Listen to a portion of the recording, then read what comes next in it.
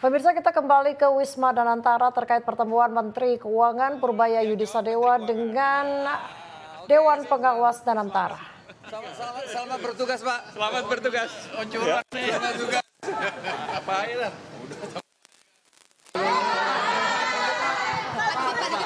Apa yang dibahas tadi, Pak? Ini kan rapat saya, ini rapat pertama saya di Badan Danantara ini ya. Dewan Pengawas Danantara baru sekali ini saya ikut. Jadi saya banyak nanya apa sih itunya. Tadi sudah persetujuan RKAT 2025 dan beberapa rencana mereka 2026 termasuk tadi ada pemilihan independen, komite independen untuk Danantara sudah putus cepat. Jadi rapatnya berlangsung bagus sekali, terbuka, saya tanya macam-macam, mereka jawab macam-macam juga. Jadi harusnya sih ke depan akan lebih baik karena mereka tahu kita pengawasi dengan betul. Mungkin lebih spesifik, Pak, ya? Ada pembahasan tapi mereka bilang mereka akan pelajari lagi seperti apa. Oh? Mereka ngotot aja. Tadi Pak, posisi Bapak terkait dengan kereta cepat ini lebih baik diinjeksi dari Danantara aja, tidak pakai APBN, sudah disampaikan langsung berarti Pak alasannya?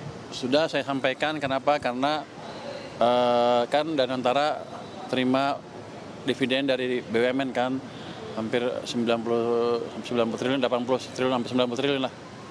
Itu cukup untuk nutup yang 2 triliun bayaran tahunan untuk kereta api cepat. Dan saya yakin uangnya juga setiap tahun akan lebih banyak gitu. Sekian puluh triliun akan lebih dan sebagian katanya akan ditaruh di obligasi punya saya lagi, pemerintah lagi. Saya tadi sempat kritik kalau Anda taruh obligasi segitu banyak di pemerintah, keahlian Anda apa?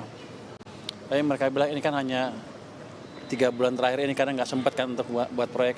Ke depan akan mereka perbaiki sehingga yang di obligasi itu akan minim lebih banyak di proyek-proyek yang mendorong pertumbuhan ekonomi. Ya?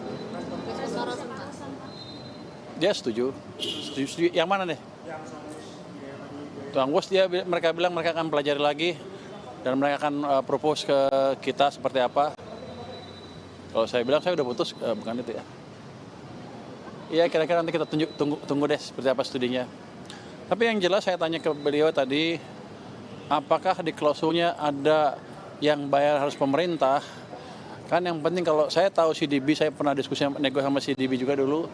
Mereka yang penting struktur pembayarannya clear. Jadi harusnya nggak ada masalah kalau Danantara bayar juga. Tapi nanti kita lihat hasilnya seperti apa dan kita tunggu perintah dari Presiden.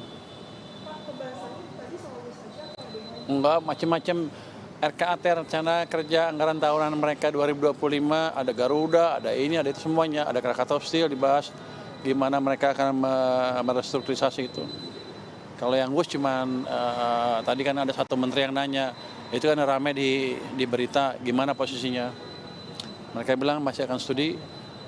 Saya sih posisinya clear karena di perjanjian mereka dengan Indonesia dengan Cina nggak ada harus pemerintah yang bayar. Biasanya sih selama struktur pembayarannya clear mereka nggak ada masalah.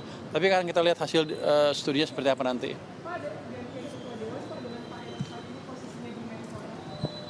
Siapa?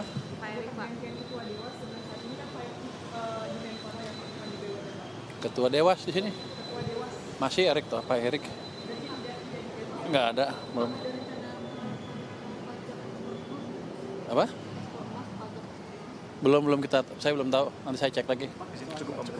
Oke. Itu yang lain pada kabur. Pajak pensiunan, Pak. Ya. Pesawat baru Pak.